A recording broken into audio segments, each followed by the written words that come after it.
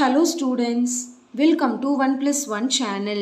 இந்த ப்ராப்ளத்தில் பார்த்தீங்கன்னா solve 3p square plus 2 root 5p minus 5 is equal to 0 by formula method அப்படின்னு கொடுத்துருக்காங்க. சரிங்களா? இப்போ நம்ம இதை வந்து formula method யூஸ் பண்ணி வந்து solve பண்ண போகிறோம். இப்போ question பார்த்தீங்கன்னா 3p square plus 2 root 5p minus 5 is equal to 0.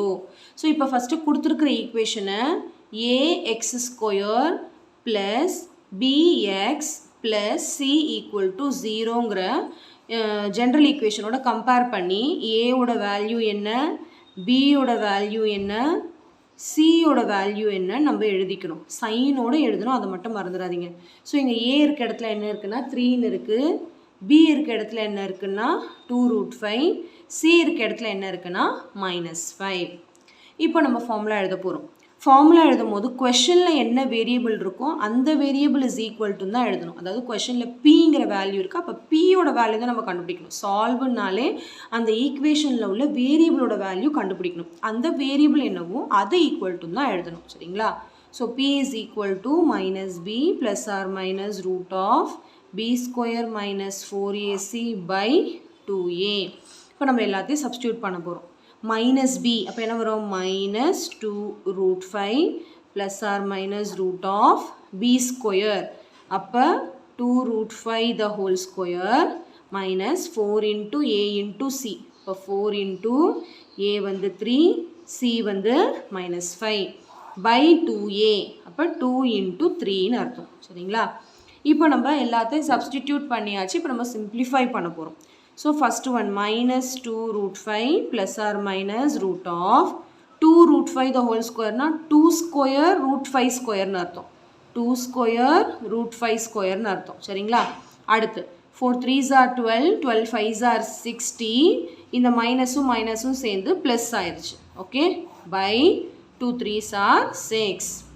Next step பாருங்கள், minus 2 root 5 plus or minus root of, இப்போ இதை வந்து நம்ம சிம்பிளிஃபை பண்ண போகிறோம். 2 ஸ்கொயர் பண்ணால் 4 வரும், ரூட் 5 ஸ்கொயர் பண்ணால் நம்மளுக்கு வந்து என்ன கிடைக்கும்னா 5, வெறும் 5 கிடைக்கும். அப்போ அந்த 4 into 5 will become 20, 20 plus 60 by 6ன்னு கிடைக்கும். சரிங்களா? இப்போ next minus 2 root 5 plus or minus root of 20 plus 60 will become 80, 80 by 6. ஸோ minus 2 root 5 plus or minus root 80 by 6ன்னு கிடச்சிருக்கு.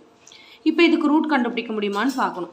80க்கு வந்து ரூட் இல்லை, கண்டுபிடிக்க முடியாது. அதாவது அது பர்ஃபெக்ட் ஸ்கொயர் நம்பர் கிடையாது. அப்போ 80யை நம்ம பிரிக்க பார்க்கணும். 80யை பிரிக்கும் போது ஒன்றுத்துக்கு ரூட் இருக்கிற மாதிரியும் இன்னொன்றுத்துக்கு ரூட் இல்லாத மாதிரியும் பிரியும். அப்போனா அதாவது இது பர்ஃபெக்ட் ஸ்கொயர் நம்பர் இல்லாததுனால எப்படி பிரிக்கிறது அப்படின்னு நம்ம வந்து இப்போ பார்க்க போகிறோம். சரிங்களா? இப்போ 80யை நம்ம எப்படி பிரிக்கலாம், 4 into 20ன்னு பிரிக்கலாம், இல்லைனா வேறு எப்படி பிரிக்கலான்னு பாருங்கள்.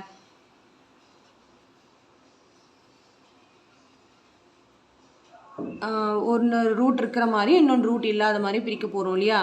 ஸோ இது 14 பிரிஞ்சிருக்கு. அடுத்து வந்து 2 into 20 பிரிஞ்சிருக்கு.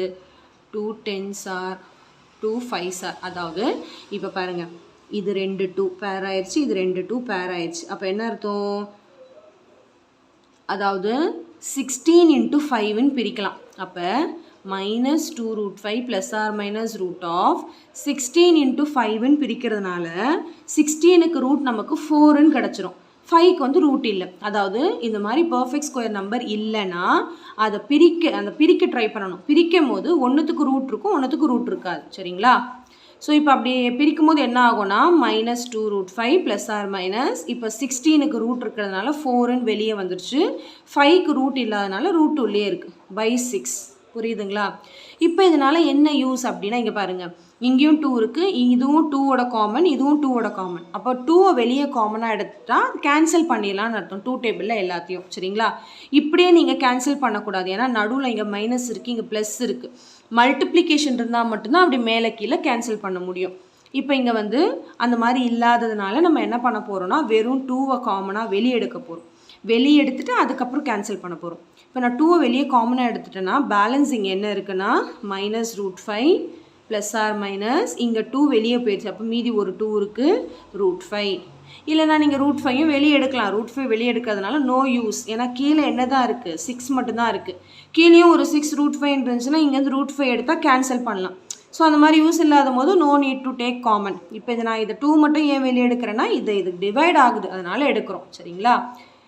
இப்போ நம்ம எப்படி எழுத போகிறோன்னா p is equal to -5 + or minus 2√5/3 அப்படின்னு எழுத போகிறோம். சரிங்களா? இப்போ நம்ம வந்து ஆன்சர்ஸ் எழுத போகிறோம். எப்படி எழுத போகிறோம்னு பாருங்கள். இப்போ நமக்கு 2 வேல்யூவாக பிரியுதாது. p equal to -5 + 2√5/5 ஒன்று, இன்னொன்று -5 - 2√5/3 ஒன்று. அதாவது p equal to -5 + 2√5/3 ஒன்று, இன்னொன்று வந்து -5 - 2√5/3 ஒன்று. ஓகே, அப்போ என்ன வரும்?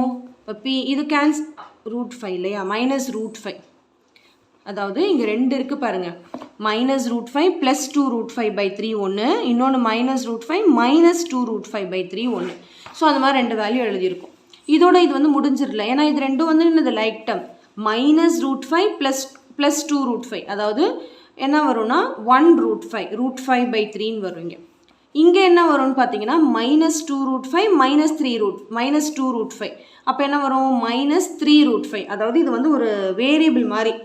-x - 2x என்ன வரும்? -3x வரும் இல்லையா? அந்த எக்ஸுங்கிற இடத்துல √5 இங்கே இருக்குது, அவ்வளோதான். புரியுதுங்களா? /3. ஸோ இப்போ இது என்ன பண்ணலாம், இந்த 3யும் 3யும் கேன்சல் பண்ணிடலாம். அப்போ பியோட வேல்யூ நம்மளுக்கு என்ன கிடைக்குதுன்னா √5/3 ஒன்று -√5 ஒன்றுன்னு கிடச்சிருக்கு. புரியுதுங்களா? ஸோ 2 ரூட்ஸ் வந்து நம்ம ஃபைண்ட் அவுட் பண்ணியிருக்கோம். ஸோ இந்த மாதிரி நம்மளுக்கு வந்து ஒரு சிம்பிளிஃபைடு ஃபார்ம் வர வரைக்கும் நம்ம வந்து என்ன பண்ணணும், சால்வ் பண்ணிக்கிட்டே தான் இருக்கணும். சரிங்களா?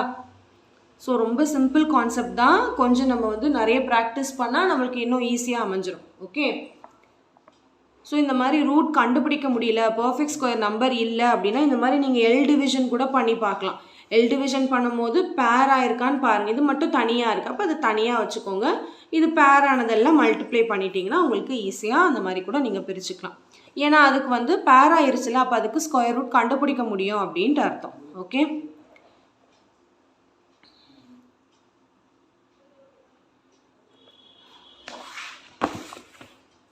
ஸோ கண்டிப்பாக இந்த சம் நல்லா உங்களுக்கு கிளியராக அண்டர்ஸ்டாண்ட் ஆயிருக்கும்னு நினைக்கிறேன். So thank you so much for watching, students. Bye bye.